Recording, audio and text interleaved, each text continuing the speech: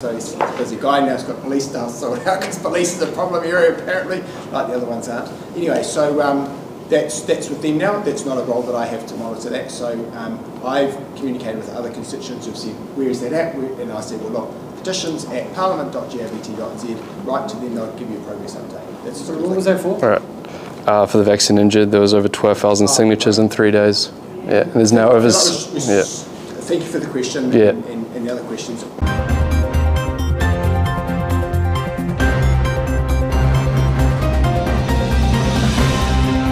70%. And it was the first time in the school's history that the Māori kids and the non-Māori kids were at the same level at the curriculum for reading.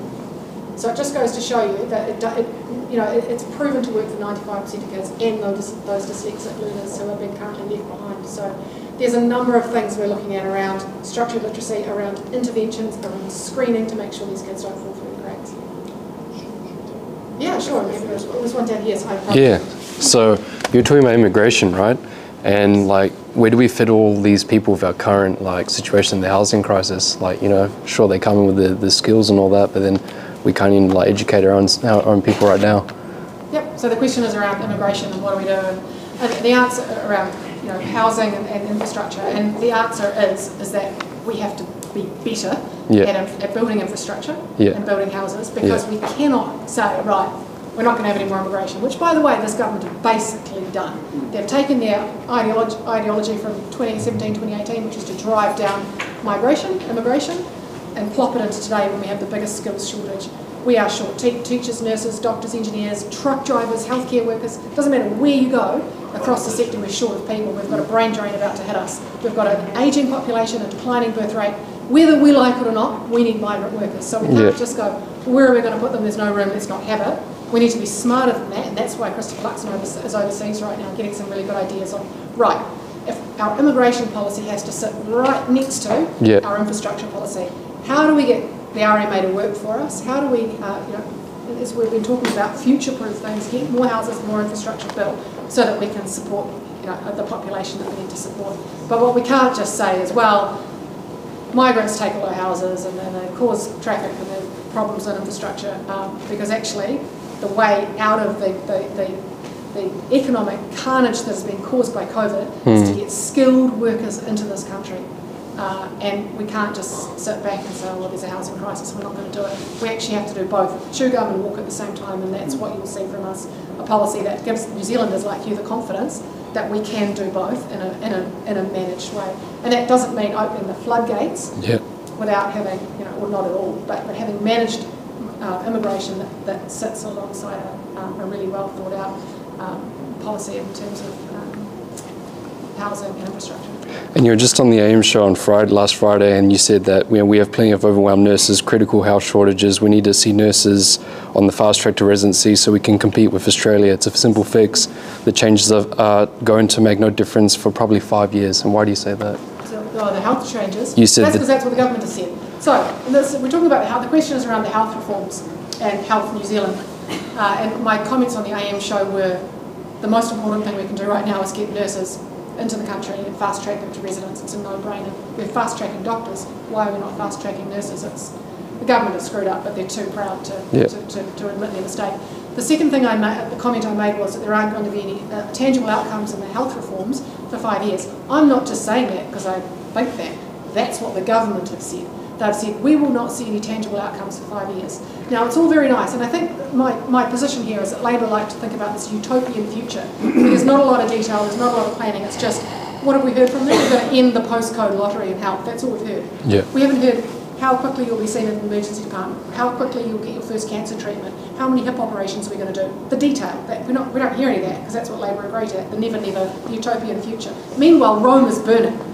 We've got cancer in the whole of the South Island. I don't think there's a hospital that's doing anything other than emergency work right now. We've got 800 aged care beds that have closed down over the last 12 months. You think about how we prioritised our elderly during COVID. We locked them down, we vaccinated them, we looked after them, but then we're not prioritising the health sector to make sure that there are beds to care for them. We're sending them home to die, or sending them to a hospital that's overwhelmed because we don't have enough aged care beds, because we don't have enough nurses to look after them. So, Rome is burning. We've got people who turn up to emergency departments to be turned away to then come back and then die from their stroke that they had because they were undiagnosed. We've got women who've had babies who've died in the womb and they can't give birth to that stillborn baby for 48 hours. It makes you just want to cry. The situation we're in right now, we have something like 50,000 breast screens behind. You think about all those women. If it's so dire, why don't they need the mandates for the health workers? Yeah, well, that's a great... If Rome is burning, it's just... And that's my next question. Last week, 327 healthcare workers left Taranaki Hospital last week due to not taking the booster. What would you say to that? Yeah, well, look, there's a good point. And and I don't know how many of those are actually nurses. Some of them may be administrators. They're healthcare workers, all of them. Yeah. There's a different levels of healthcare workers. 327 of them. How many are nurses? And overall, we're short 4,000 nurses. The amount of nurses that aren't working because of the vaccinations, I'm not sure of the percentage. So we put them all aside and then import more people. That's their answer. But the point is around how many of those nurses are there that have been mandated out of a job. I'm not sure that it would make a huge amount of difference. But in saying that, it's our position that we certainly need to at least look at it. And I talked to Chris Bishop about this recently because it comes up all the time. Why are we mandating nurses out of working when we desperately need them? And his position is, well, A, we need to follow the science, and B, the long-term goal, or the short-term goal, sorry, not the long-term goal, is to start to remove those. That's our position. And for you, Chris, like the petition that was signed on behalf of the vaccine injured, right? That was on the 29th of March. Has anything been done about that? Yeah, so I accepted a petition that was brought by a local constituent. I've said to local constituents and we said to accept the petition. At the moment, what the process is, it goes in front of the Petitions Committee of Parliament, and they handle it from there. And no doubt, I presume that they'll talk to the Ministry of Health or the relevant minister, which will be Chris Hipkins, the guy who's busy not doing anything in education. So he's a busy guy now. He's got police stuff sorted out because police is a problem area apparently, like the other ones aren't. Anyway, so that's with them now. That's not a role that I have to monitor that. So I've communicated with other constituents who've said, where is that at? And I said, well, look, petitions@parliament.gov.nz, write to them, they'll give you a progress update. That's so what was that for? All right. For the vaccine injured, there was over 12,000 signatures in 3 days.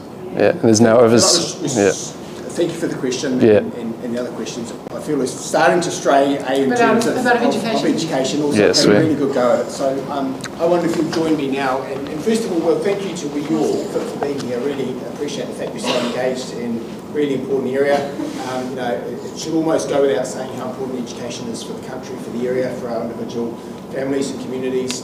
But the fact that you're here and so engaged, and I think we've had a really good discussion.